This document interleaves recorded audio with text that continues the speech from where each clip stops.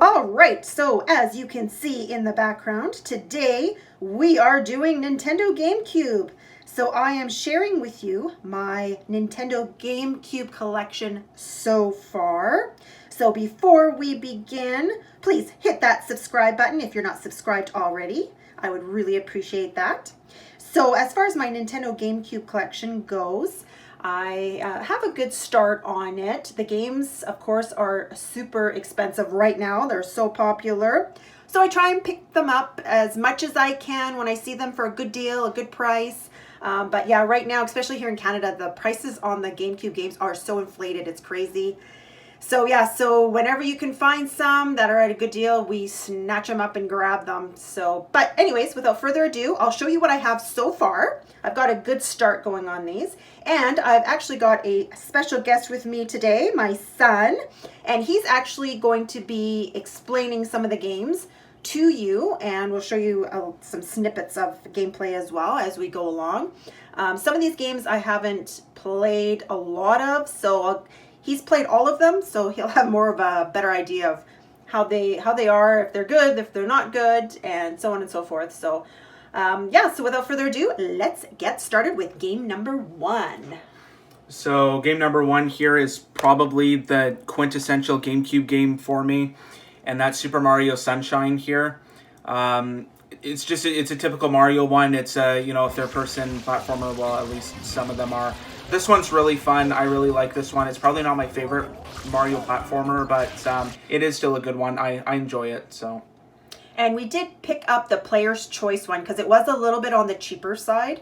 The Black Label one, mind you, we don't come across it very often. So I think we've only come across it, maybe once or twice. Probably, and it's very, very expensive. So we did end up getting the Player's Choice, so which is fine. At least we have the game. From what I've seen, it looks like a lot of fun, actually.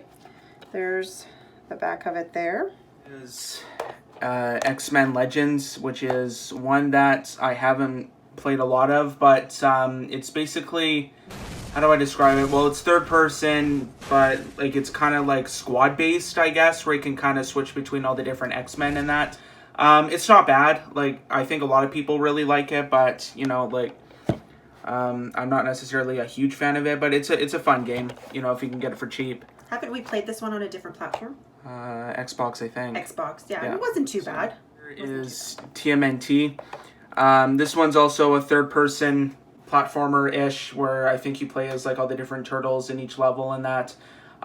It's also, not bad of a game. I'm not a huge fan of it, but, it's good if you got kids or whatever, and they really like, Ninja Turtles. There's some of the action on the back there for you. There's some gameplay.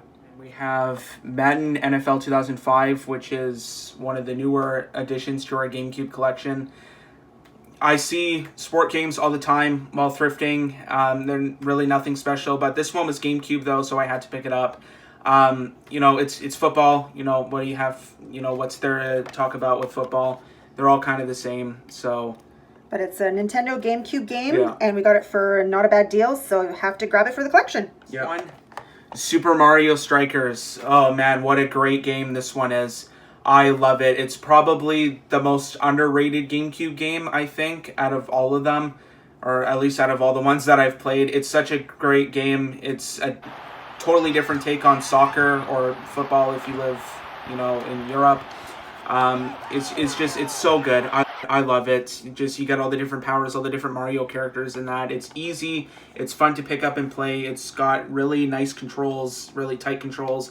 Overall, it's so fun. If you have, kids in your family, and if you want a good family game, I'd highly recommend picking this one up if you can find it for a good price, because this one definitely goes for a lot of money. I have played this one, and it's tons of fun. If you want something different, just like the baseball one, it gives it just a little bit of a different kick, I guess. Haha, kick, soccer. But it's a ton of fun. This one here is Star Wars Bounty Hunter, which kind of takes place in the middle of the movies. I think it's between episode 1 and episode 2. You play as Jango Fett right there. He's on the front cover.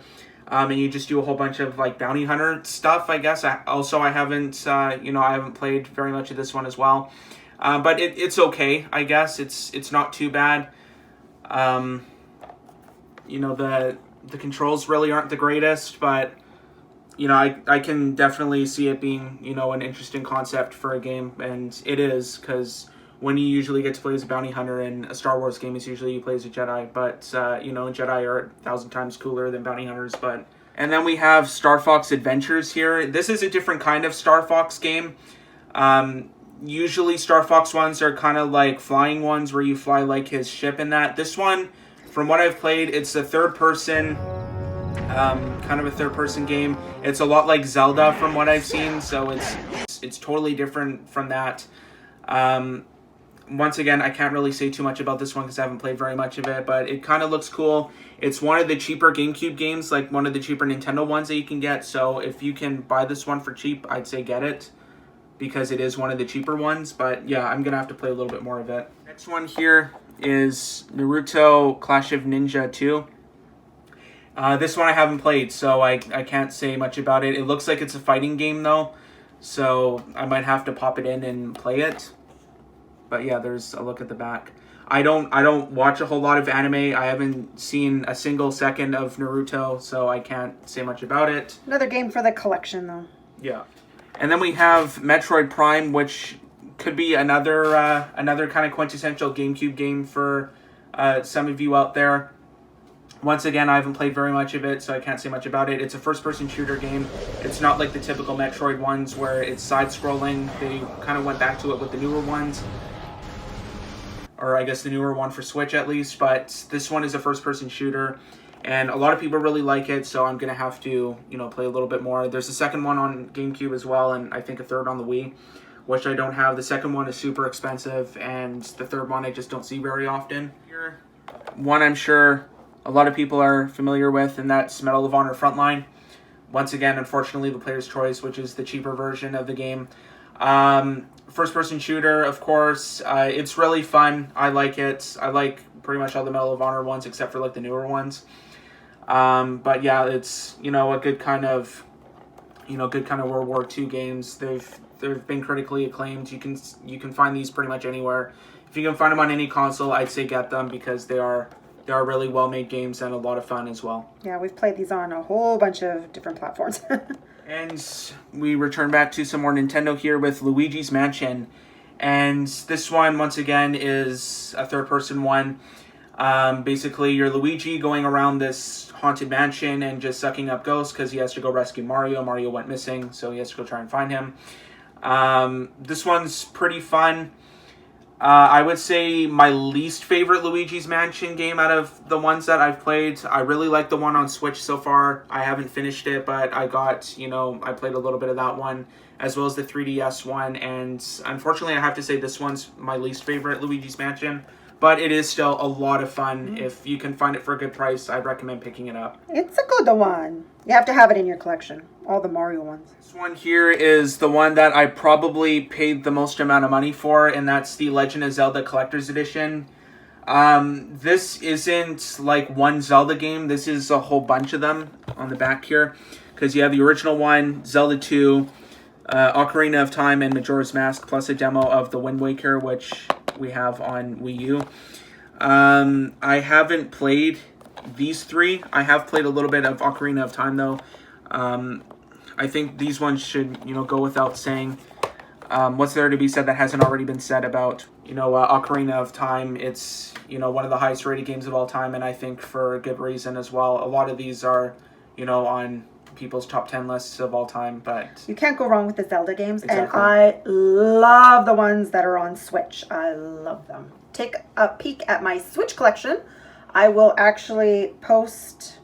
Actually, I will put a card linking my Switch collection if you'd like to take a look at that after this video. And then we have another game that I have not played. I have seen the movie, though. Harry Potter and the Goblet of Fire. I think I read the book as well. It looks like it's a third-person game. Once again, I have to pop it in and just play it for a little bit just to see how it is. But I'm sure it is fun if you're a Harry Potter fan. You probably get a real kick out of this. And this one, actually, we picked up thrifting, and it was sealed, brand new, and actually we got it for a really good deal. I think we got it for, what, about $12 or something like that? It was no cheaper, I think. Was it even cheaper? Yeah, it was a Probably steal of a 6 deal. maybe? Still sealed for Nintendo GameCube. Mind you, we did buy it maybe a couple years ago too. We ended on another sports title, FIFA World Cup Germany 2006. Again, with a lot of these sport ones, it's soccer. You know, it's nothing really to say about it. It's not like Mario Strikers or anything, where it's completely different and it's completely unique. This is just soccer at its core. That's all it is. I find the FIFA soccer ones are always fun to play, no matter what platform you have them on. I think they're fun to play. Between FIFA and World Cup, I'd say like the World Cup ones are a lot more fun to play because you get to play as just like countries. True too. That's it. Yeah, that's true. It's not like you have to pick Manchester or Arsenal or all these football clubs because like I don't know anything about soccer. So yeah, that is true. Yeah, you're right that they are. Well, yeah, I agree with that too. As well. Yeah, or like Manchester, Liverpool, Arsenal, or something like that. I'm not familiar with like the football clubs, so this one's a lot easier because you can just play the countries. And the controls are really easy with these. All right, so that comes to the end of the video. So that's my Nintendo GameCube collection so far. Like I said, I'm always picking stuff up, always looking for a good deal. They're super expensive right now, but we will still be on the hunt for good deals on that. So thank you so much again for joining me today. Please check out some of my other videos and hit that subscribe button if you're not a subscriber yet. I'd appreciate it. And give this video a thumbs up if you enjoyed it. And leave me a comment down below. I love reading your comments. Let me know what your favorite Nintendo GameCube game is, or any game for that matter. I'd love to hear from you. Take care, and we'll see you all in the next adventure.